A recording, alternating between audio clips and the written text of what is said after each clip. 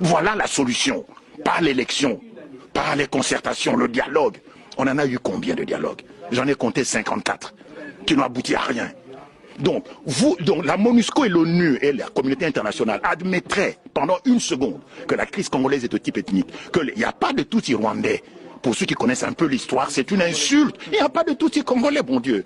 Le Rwanda a été créé au XVIIe siècle avant la création de l'État indépendant du Congo. Et le Rwanda fut une colonie allemande.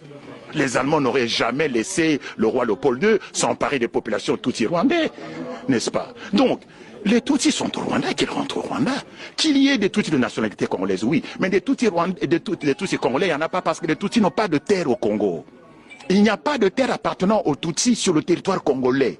De même qu'il y a des Congolais qui habitent en Belgique, il y a des Balouba, des Bayansi, des Batédra qui vivent en Belgique, mais il n'y a pas de Batétela belge, il n'y a pas de Balouba belge, parce que nous n'avons pas de terre ici, nous n'avons que la nationalité.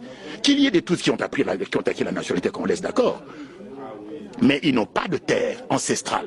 Nous avons la liste, qui se trouve ici d'ailleurs au musée de Tervuren, de toutes les ethnies bantous qui ont cédé leur terre au roi Léopold II pour constituer l'État indépendant du Congo. Parce que l'État indépendant du Congo, l'EIC, contrairement aux autres pays africains, a été créé par fusion de terres, par addition de terres, appartenant à une quinzaine de royaumes et d'empires et à quelques centaines de communautés traditionnelles africaines bantoues.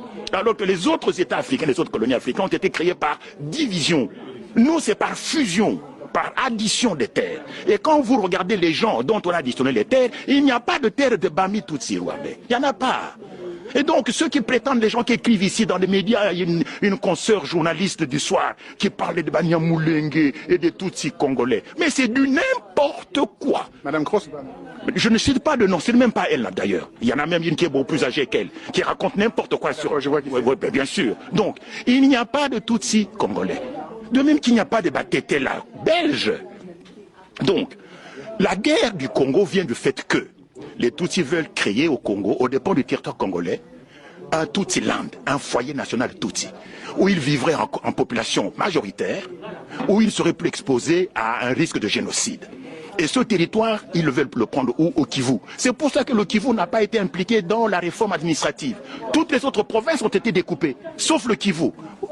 Et puis on nomme qui? On nomme Azarès Roubert ou un Tutsi rwandais comme ministre de la décentralisation. Tiens. Mais ça se voit comme le nez au milieu de la figure. Il y a un plan rampant de balkanisation du Congo et de la création du Tutsi-land. Et ce qui s'est passé au Kivu, où on a massacré les chefs coutumiers, c'est ce à quoi on assiste aujourd'hui avec les Kamwena Sampo, c'est le même scénario. Donc la crise congolaise est de type ethnique. Et le reconnaître, ce n'est pas faire preuve de tribalisme, c'est en finir une bonne fois pour toutes avec le mensonge et l'hypocrisie. Qu'on admette qu'il n'y a pas de Tutsi congolais, que les Tutsis du Congo, et notamment ceux de l'armée en particulier, les 545 officiers, rentrent chez eux au Rwanda, et il n'y a plus de crise au Congo. Mais vous enlevez les 500